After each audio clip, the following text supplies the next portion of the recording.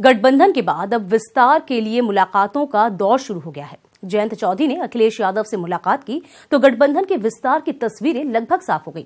ये मान लीजिए कि अब बस औपचारिकताएं ही बाकी हैं।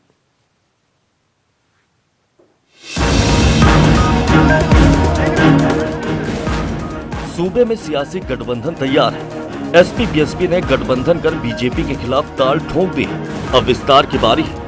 तो आरएलडी नेता जयंत चौधरी ने भी अखिलेश यादव के दरबार में दोबारा हाजिरी लगा दी। लेकिन बात क्या हुई, वो रिश्तों की आड़ में छिपा गया। सीटों के बंटवारे पर डील हुई।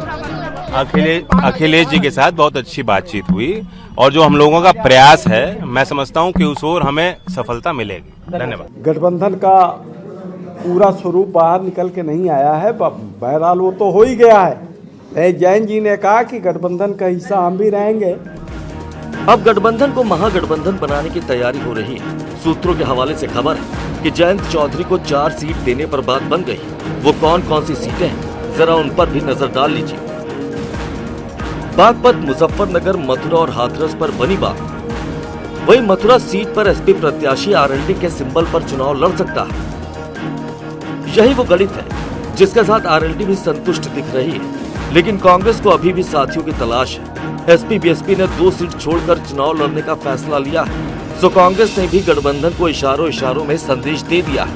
अभी ऐसा नहीं, क्योंकि वो पहले भी वहाँ नहीं लड़ते थे, तो अगर उनको जरूरत होगी तो हम भी छोड़ सकते हैं। वैसे गठबंधन की गांठ 2 दलों के बीच में लगी, लेकिन बीजेपी पहले ही दावा कर चुकी है कि भले कांग्रेस चुनाव अकेले लड़ रही हो, लेकिन अंदर खाने सब एक है।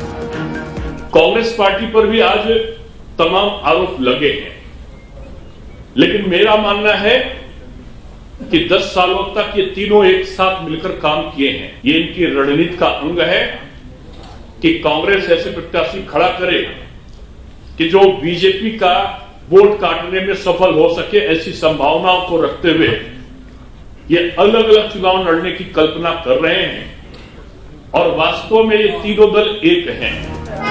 सियासी गहमा गहमी के बीच बंद कमरे में मुलाकात हुई, लेकिन सीटों के बंटवारे पर क्या बात हुई, फिलहाल ये तस्वीर साफ नहीं, क्योंकि एक मुलाकात अभी और होनी। इस मुलाकात का इंतजार है, क्योंकि अब अखिलेश यादव और मायावती की मुलाकात में सीटों का ये पेच सुलझाया जाएगा।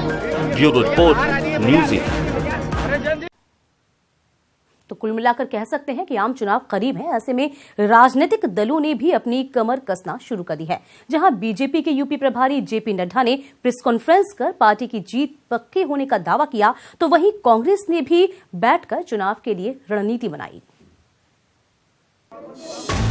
भले ही महीना फरवरी का हो और ठंड से लोग परेशान हो रहे हो, लेकिन आम चुनाव करीब होने की वजह से सियासी पारा चढ़ना शुरू हो गया। सभी दल अपनी अपनी रणनीति बनाने और दावे करने में लगे हुए हैं। यूपी लोकसभा चुनाव प्रभारी जेपी नड्डा भी लखनऊ पहुंचे, जहां उन्होंने प्रेस कॉन्फ्रेंस की और दावा किया कि देश की जनता पीएम मोदी के साथ है और पार्टी यूपी में इस बार 73 बल्कि 74 सीटों पर जीत दर्ज करेगी।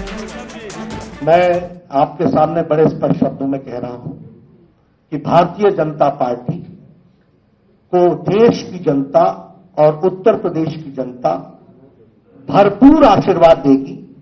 ऑल टाइम रिकॉर्ड विक्ट्री होगी और हम 73 नहीं, हम 74 होंगे, बढ़ेंगे। वहीं कांग्रेस भी चुनाव के लिए कमर कस रही है, जिसके तहत यूपी प्रभारी गुलाम नबी आजाद ने पार्टी के नेताओं के साथ बैठक की, जिसमें चुनाव की तैयारियों को लेकर चर्चा की गई। साथ ही पार्टी की रणनीति पर भी नेताओं ने अपनी बात रखी। गुलाम नबी ने कहा कि एसपी बीएसपी ने कांग्रेस को कमजोर समझा, जो उनकी बड़ी भूल साबित होगा। जिस तरह से सपा और बसपा ने आप लोगों को दरकिनार किया यूपी में कोलिशन के लिए, अलायंस के लिए, क्या आपको लगता है कि कांग्रेस को कमजोर पार्टी मान के चल रहे हैं या इन लोगों की कोई और स्ट्रेटजी है? देखिए, जब इलेक्शन होता है कौन कमजोर होता है, कौन मजबूत होता है। साफ है कि दावे तो सब कर रहे हैं, लेकिन आखिरकार ये जनता को ही तय करना है कि किस पार्टी के दावों में उसे दम नजर आता है। लिहाजा बीजेपी और कांग्रेस भी यहाँ एड़ी चोटी का जोर लगाने में कोई कोर कसर नहीं छोड़ेंगे।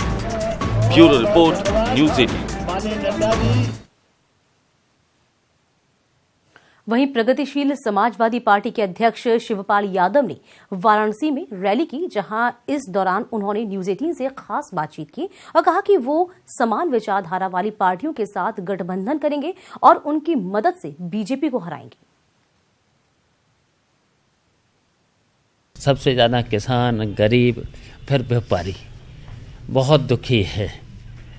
तो देश की जनता ने मन बना लिया है कि भारतीय जनता पार्टी को हटाना है, और जो प्रगतिशील समाजवादी पार्टी है उसके साथ जो समान विचारधारा के लोग हैं, सेकुलर लोग हैं, वो मिलकर के एक गठबंधन बना करके भारतीय जनता पार्टी की सरकार को हटा देंगे। गाजियाबाद के लोनी में 50 करोड़ की सड़क और विकास योजनाओं का लोकार्पण करने पहुंचे केंद्रीय मंत्री सत्यपाल मलिक ने बसपा सपा गठबंधन पर चुटकी लेते हुए कहा कि ये भानुमति का कुनबा है जो जेल जाने के डर से बना हुआ है। साथ ही उन्होंने कहा कि वे बागपत से ही चुनाव लड़ेंगे और पिछली बार से अच्छी स्थिति से जीत दर्ज करेंगे। इस बार भी गठबंधन की पार्टियों को जो अलग अलग जितनी वोट मिली थी उससे ज़्यादा वोटें भारतीय जनता पार्टी के कैंडिडेट को मुझको मिली थी, और ये स्थिति इस बार उससे भी अधिक होगी। लोग विकास चाहते हैं, लोग भावनाओं से नहीं, लोग भविष्य की चिंता करते हैं। धन्यवाद। कहां से चुनाव लड़ेंगे? चर्चा ये है कि बॉम्बे आप लड़ सकते हैं। अरे मैं तो बागपत का रहने वाला, बागपत से लड़ेंगे।